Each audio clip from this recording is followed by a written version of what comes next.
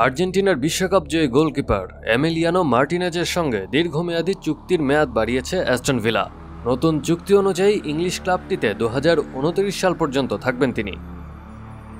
আগের চুক্তি অনুযায়ী 31 বছর বয়সী মার্টিনেজের সঙ্গে 2026-27 মৌসুম পর্যন্ত চুক্তি ছিল ভিলার। 2020 সালে আর্সেনাল থেকে 4 বছরের চুক্তিতে ভিলায় যোগ দেওয়ার পর 2022 সালে আরও 3 বছরের জন্য তার সঙ্গে চুক্তি করে ক্লাবটি। তৃতীয় মেয়াদে চুক্তির মেয়াদ বাড়ানো হয়েছে আরও 2 বছর।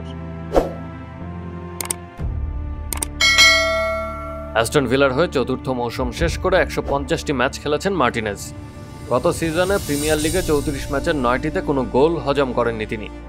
অ্যাস্টন ভিলা প্রথমবারের মতো চ্যাম্পিয়ন্স লিগে খেলার সুযোগ পাওয়ার পেছনে রয়েছে এমিলিয়ানো মার্টিনেজের বড় অবদান। 2022 বিশ্বকাপে আর্জেন্টিনার দীর্ঘদিনের অপেক্ষার অবসান ঘটানো শিরোপা জয়ে বড় অবদান রাখেন মার্টিনেজ।